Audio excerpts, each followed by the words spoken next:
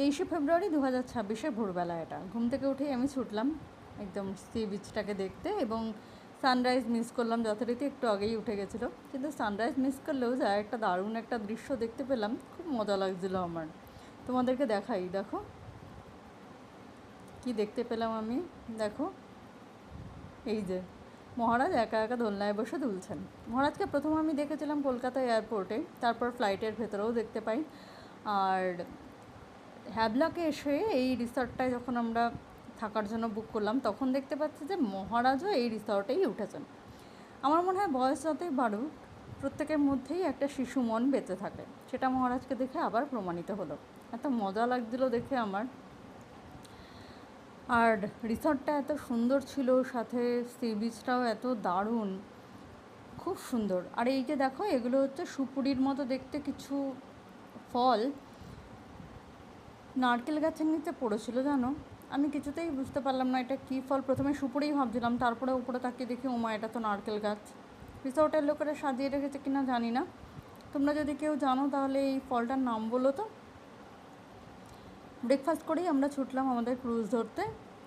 এই যে আমাদের নৌটিকা করে আমাদের যেতে হবে নীলদ্বীপে, মানে শহীদ দ্বীপে।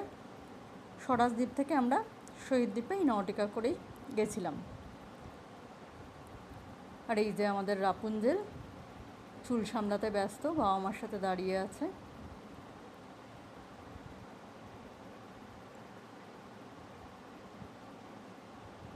আর এই যে আমি, ওখানে এত রোদের তেজ ফেব্রুয়ারিতেই, মানে খুব কষ্ট হচ্ছিল।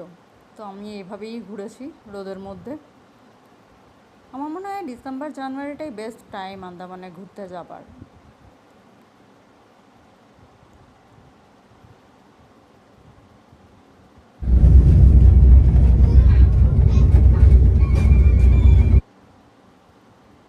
আমি শুনেছি সরকারি ক্রুজগুলোতে ডেকে যেতে দেয়, কিন্তু অনেক অনুরোধ করার পরেও আমাদের তো প্রাইভেট ক্রুজ ছিল, যেতে দেয়নি আমাদের।